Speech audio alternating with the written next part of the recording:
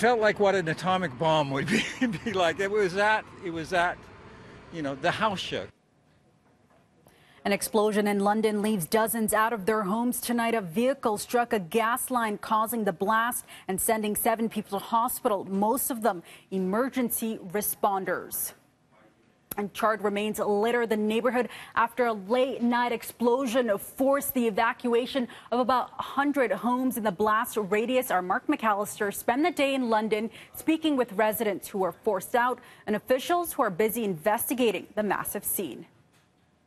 We had a large explosion that occurred in a house and spread fire to neighboring houses, with up to 7 houses that were severely impacted by fire, and other houses with possible structural damage from the shock wave and the debris field that came out of the explosion. The vehicle had actually struck a gas line outside of that residence. We have laid charges in relation to this incident. A 23-year-old Kitchener woman is facing 5 impaired operation charges in relation to what took place last night on Woodman Avenue. They noticed that there was a natural gas smell in the area. Their gas detection equipment indicated that there was a high explosive range of gas in the area. They started backing out in the area and planning on evacuating the neighboring houses, and at that time the explosion occurred.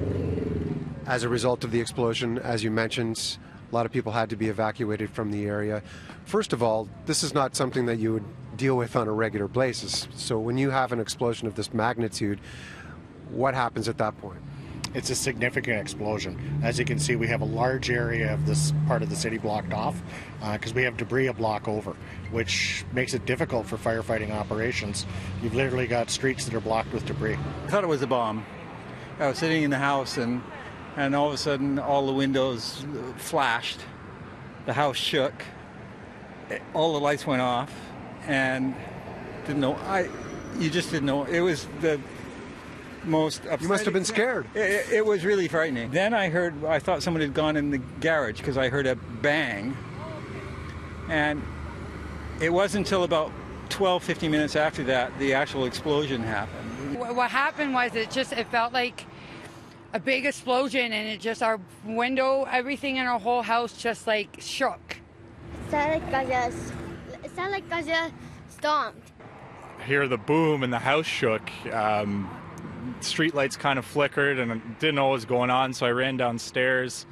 And my house, the third one on the right there, the back door actually faces towards where the explosion was, and the wave of force blew the back door open, which, I mean, that's minor compared to some of the other houses. The windows all got blown out and everything.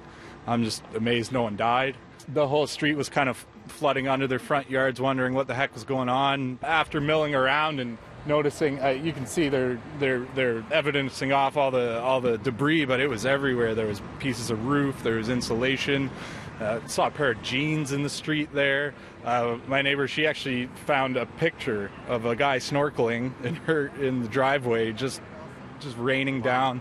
No one can tell us when we can get back to the house. Now you're just looking for answers. That's right, yeah. I can't make any promises on time frames at this point.